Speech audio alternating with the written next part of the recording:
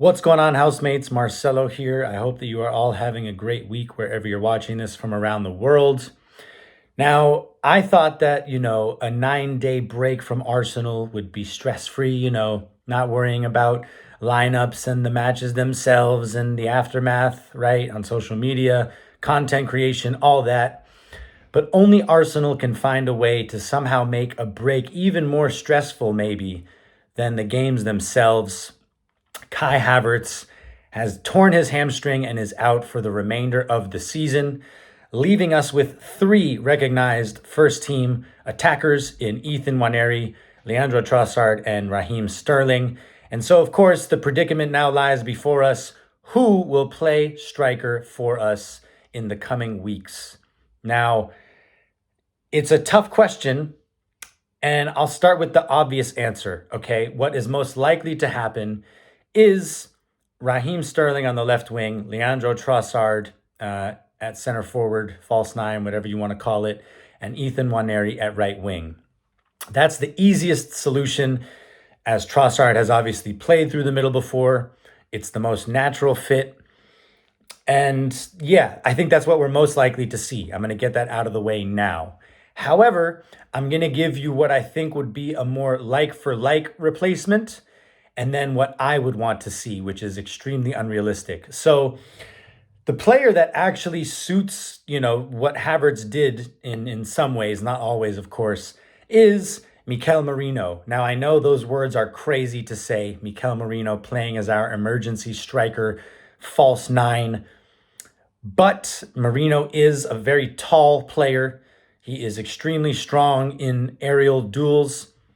And so in terms of his physicality, his physical profile, he is the most like-for-like replacement for Kai Havertz. Now, what he obviously doesn't have is the endless running that Havertz does, right? Havertz is so good at stretching defenses, making runs in the channels, pulling defenders out of position.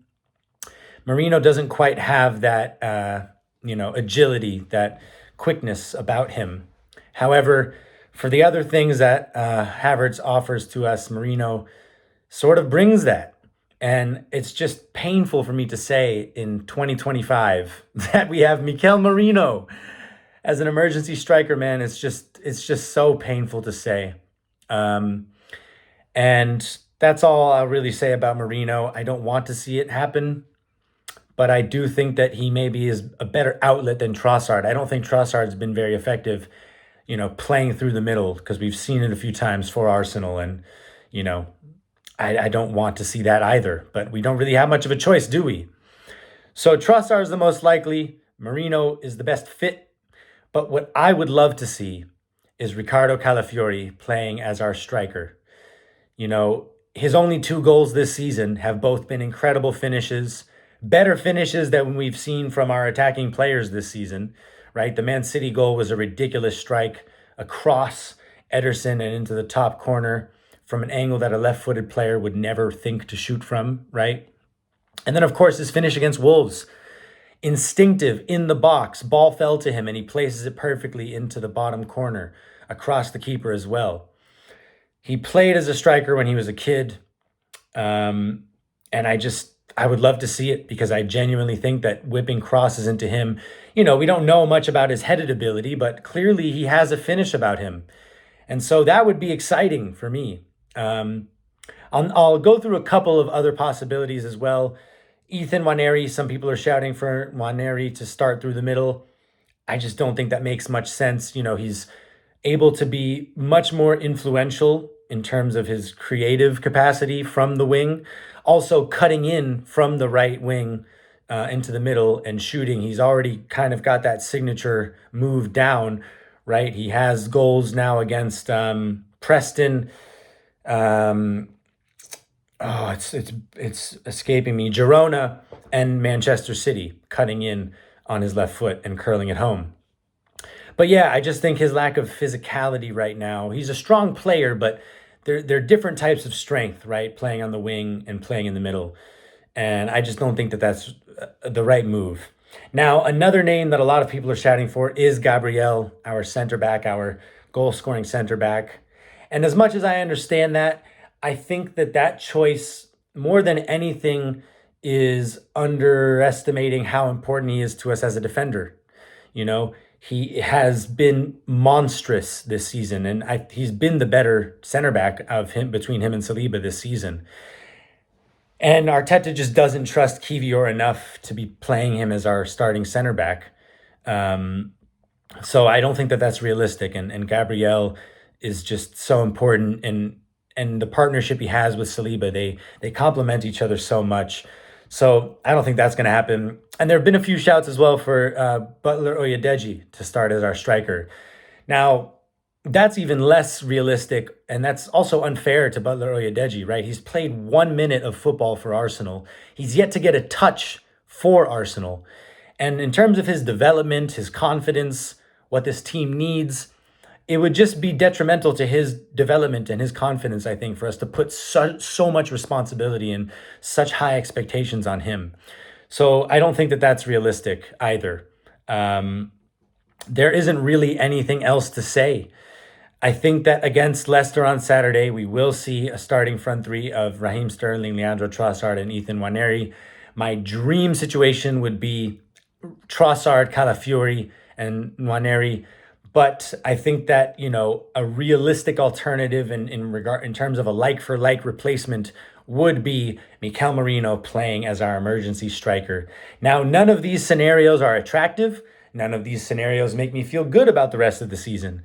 But that's where we are now, and I, like many of you, am in simulate season mode. For any of you who've played FIFA, you know what I mean. But if you haven't, it just means skip the season. Just get us to the end of May. I don't want to, it's, I don't know what to say, man. It's ridiculous. And ultimately, right, we have to look at the board.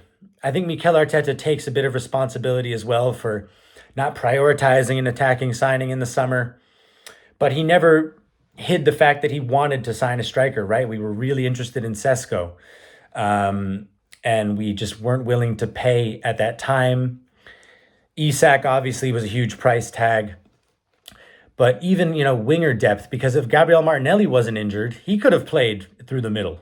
I would have trusted him much more than Trossard as a striker. We know how good Martinelli can be through the middle. Even his heading was incredible when he first joined, but he hasn't scored a header for us in ages.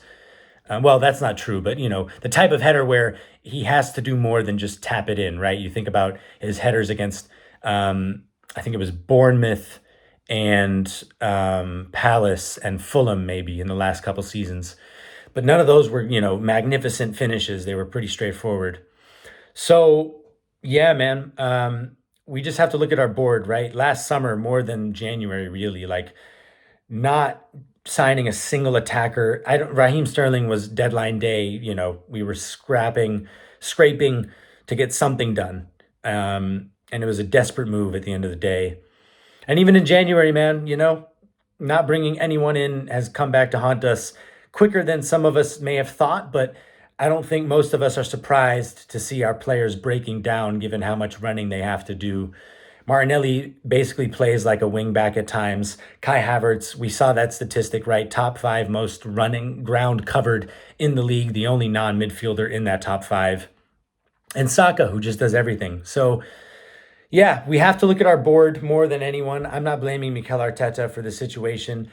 It's very rare for him to, push the board in a press conference. But even he said in January, like we're not dumb. We know that we need an attacker.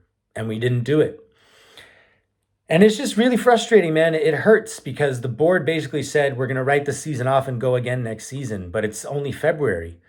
So for us to now have to stomach 3 months with a squad as depleted as this, it's demoralizing for the fans. So imagine how it feels for the players, man. I can't imagine how they're feeling. So disheartening. And so we just have to wait and see.